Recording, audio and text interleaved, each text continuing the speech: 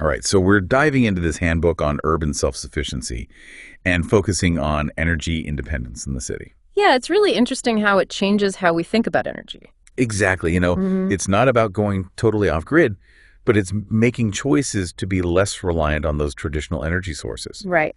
So how realistic is this kind of thinking in the city?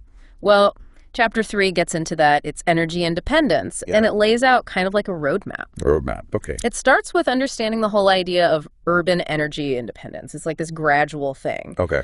Integrating renewable energy sources, becoming more efficient with our energy, even DIY energy projects. So what's that look like? Renewable energy in the city?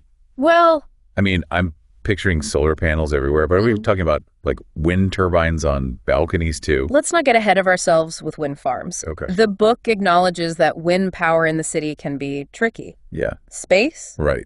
and then there's the noise Of course. Yeah. and the look of them. So you're saying solar is more realistic? Yeah, definitely more common. The handbook goes into how solar panels work, those cells turning sunlight into electricity. Right. And they can be used in small spaces, balconies, rooftops. They can even be built into the building itself. Oh, wow. Yeah, building integrated photovoltaics. So it's not just like a giant panel on your roof. It could be part of the building. Yeah, exactly. And while there are some challenges, like the cost, building regulations, Sure. the book highlights that solar can really save you money in the long run. Makes sense. Like lower energy bills. You might even get some help from the government to put them in. Interesting. And it can even make your property worth more. That's a pretty good argument for going solar. But what happens when the sun goes down? That's a great point. What about when there's no sun? Well, Chapter 3 also looks at energy storage solutions, Okay. specifically batteries and microgrids. Batteries, like the ones in our phones. Can we really use those? Yeah, exactly. Home battery systems are becoming more common, so you can store that solar energy for later. Got it. So I can store it during the day and then use it at night. Right. Okay, what about microgrids? What are those? So it's like a tiny power grid for a neighborhood or a building. Okay. It can work on its own, even if the main grid goes down. Wow. They can use renewable energy and storage. So you're saying I could have backup power that's clean and sustainable? Yeah, potentially. That's amazing. Yeah. But isn't all this kind of complicated? Like, how would a normal person figure all of that out? Well, that's where DIY energy projects come in. The book actually has a whole section on that. It's pretty easy to follow. Really? Of course, safety is super important. Right, of course. But it gives instructions and guidance if you want to try creating your own small-scale system. So we're not just talking about changing light bulbs. We could actually build stuff. Well, the book recommends starting with simple projects, maybe a solar oven or a small wind turbine, just to learn. Okay, so maybe not building a power plant in my backyard. Maybe not yet. But I like that it gets people thinking about doing it themselves. But what about people who aren't really into DIY? People like me who are more comfortable with a screwdriver than, complicated wiring and stuff. I get it. Not everyone is super handy. The book recognizes that. So it also focuses on things we can all do. Like what? Energy efficiency and conservation. Okay, the usual energy-saving tips, turning off lights and unplugging things. Do those really make a difference? They do, and the book goes further than just the basics. It says that reducing how much energy we use is actually the best way to achieve energy independence. So it's about using what we already have better. Exactly. It's about maximizing efficiency, like using appliances that are Energy Star rated. Energy Star. They meet guidelines for efficiency, so they do the same job with less energy. So lower energy bills. Yeah. Makes sense. But what about the things that use the most energy, like heating and cooling systems? Those can really add up. You're right, and the handbook talks about those too. Okay. It talks about making your home more energy efficient, like insulating it properly, sealing up any leaks, and getting a programmable thermostat, one that adjusts the temperature automatically. So we don't have to do major renovations to save energy. Not necessarily. That's a relief. Yeah. But I'm still interested in those smart home systems we talked about earlier. Can they really help us save energy? Definitely. Remember that programmable thermostat? That's one example. But there's more. Things like smart plugs. They let you control appliances from anywhere, even monitor how much energy they're using. Oh, so if I leave my coffee maker on, I can turn it off with my phone. Exactly. That would be amazing. And smart lighting can adjust brightness based on how much natural light there is. Oh, I like that. It can even learn your routines, turning lights on and off automatically. So it's a more efficient home And it's more convenient. Exactly. It's about using technology to live sustainably without sacrificing comfort. That's amazing. But let's be real. Not everyone can afford to, like, redo their whole house with all this new technology. What about people with older homes and less money? That's where retrofitting comes in. There's a whole section on that in Chapter 3. Retrofitting. Yeah, it's about making existing homes more energy efficient. Oh, yeah. So it's about practical and affordable solutions anyone can use. Okay, what kind of solutions? It could be something as simple as switching out old windows for energy-efficient ones or adding insulation to the attic. Even those small things can make a big difference. I like those practical tips. But before we move on, I want to go back to what you said earlier about reducing how much energy we use. Oh yeah, that's really important. It's easy to get caught up in all the exciting technology and forget that the simplest way to save energy is to just use less. You're right. The book reminds us of that. It's the most effective way to reach energy independence. I know, but how do we actually change our habits? It's so easy to leave lights on or crank up the AC. It's about making small, conscious choices all the time, turning off lights, unplugging things, being mindful of how long we use appliances. Yeah, those little things can add up. But what about people who are, really sensitive to temperature, like me? I get cold easily, and I love my AC in the summer. The handbook has some ideas for that. Okay, good. Like in the winter, instead of immediately turning up the heat, try wearing a sweater or using a blanket. Okay. And in the summer, use fans to circulate the air. Right. Those are simple and they don't cost anything. But before we finish this part of our conversation, there's one more thing about energy efficiency that I think gets overlooked. Okay, what's that? Our behavior. It's not just the technology or the appliances. It's about how we think and act. You're absolutely right. The handbook talks about that too. It says that true energy independence means changing how we think. We need to be more aware of how much energy we're using and make choices to use less. So we have to be mindful of every watt we use. Exactly. Ask yourself, do I really need to leave this light on? Can I wash my clothes in cold water instead of hot? Can I walk or bike instead of driving? So it's about changing our habits and making our lives more sustainable. Yes. And what's great is that once you start making those changes, you realize it's not just about saving energy. It's about living more intentionally and having a more fulfilling life. I'm really inspired. This conversation has shown me that I can take control of my energy use, even in a busy city. But I think we need to take a quick break and come back to explore some real examples of how these ideas are working in cities around the world. So we were talking about those small choices we can make. Right, and it got me thinking about how much power we have. But I want to see these ideas in action. Like, what cities are actually embracing energy independence? Well, the book mentions a few inspiring places. Okay, like where? One that stands out is Copenhagen. They're aiming to be carbon neutral by 2035. Wow. They're making huge strides in energy efficiency and renewable energy. Copenhagen, I've heard they're really leading the way. What are they doing that's so special? For one, they've invested heavily in wind power. They have those offshore wind farms generating a lot of their electricity. And they've been really smart about using solar power in the city. So they've made wind power work, even in a crowded city. Yeah, pretty impressive. What about energy efficiency? What are they doing there? They've got all sorts of initiatives, upgrading insulation in buildings, promoting energy-efficient appliances. Even their transportation systems are more efficient. They even have this cool district heating system. District heating? It uses waste heat from power plants to heat homes and businesses. Oh, wow. That's amazing, turning waste into a resource. But Copenhagen is known for being environmentally conscious. Are there cities doing this that are maybe closer to home?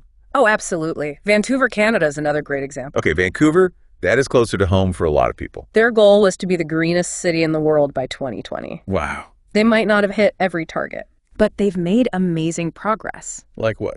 Well, they're really big on green building. Their building codes are strict. They prioritize efficiency and sustainable materials. And they've really invested in public transportation, making it easy to get around without a car. So they're approaching it from all angles. That's really smart. But what about the people who live there? Are they on board with all this? That's one of the most inspiring things about these cities. In both Copenhagen and Vancouver, people are really aware of the environment.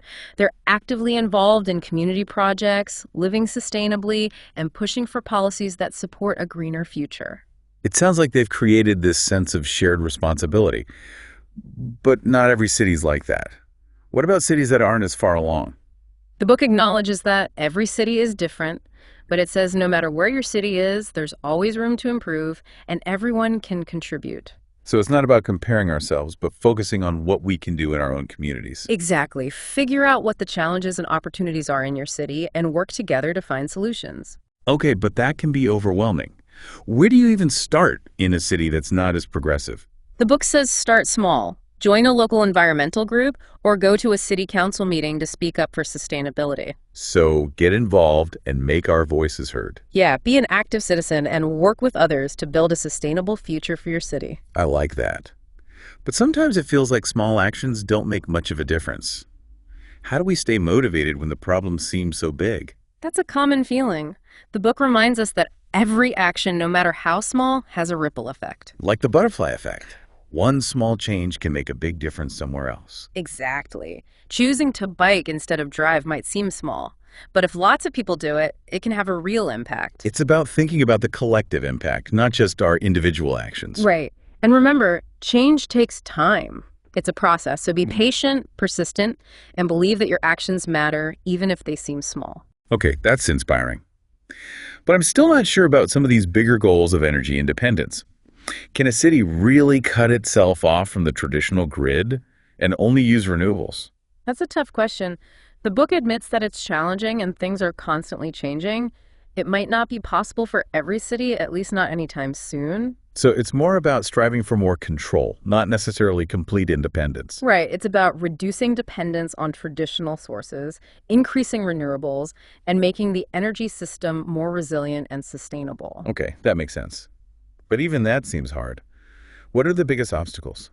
The book talks about a few key challenges, like the fact that renewable sources like solar and wind aren't always available. Right, the sun isn't always shining and the wind isn't always blowing. So how can we be sure we'll always have power? That's where energy storage is crucial. We talked about home batteries and microgrids, but we need those on a much larger scale. So it's a technological challenge and a logistical one. Exactly. And then there's the cost.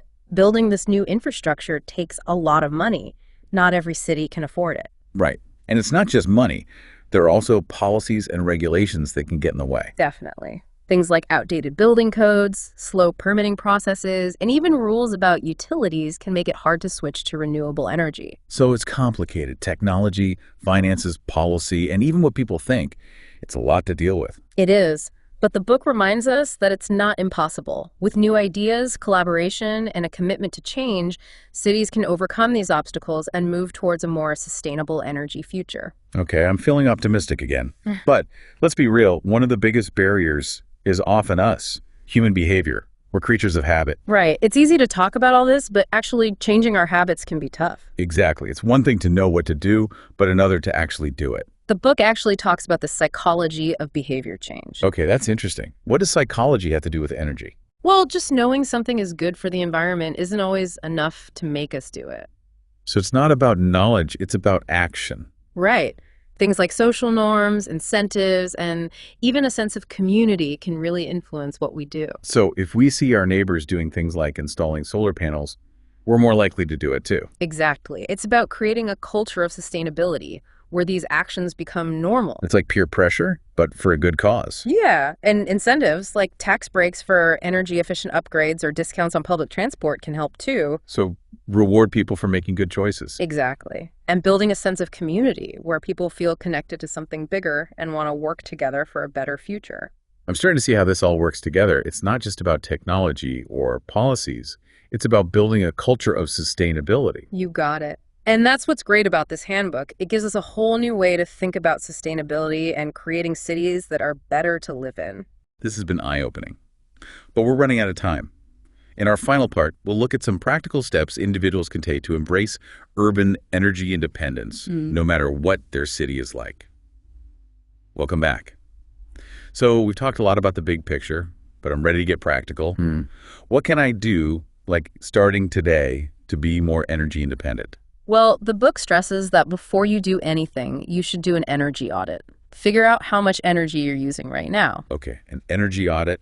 Can I do that myself, or do I need to hire someone? You can definitely start on your own. Take a look at your utility bills. Right. They often show you exactly how much you're using each month: electricity, gas, water. So really see where all the energy is going. Exactly. Once you see that, you can start figuring out where you can cut back. Okay, that makes sense. But those bills can be confusing. All those kilowatts and stuff, it's a lot. I know what you mean. The book actually has a glossary of terms so you can understand what it all means. And there are websites and tools that can help you analyze your energy use and see where you can save. Oh, that's helpful.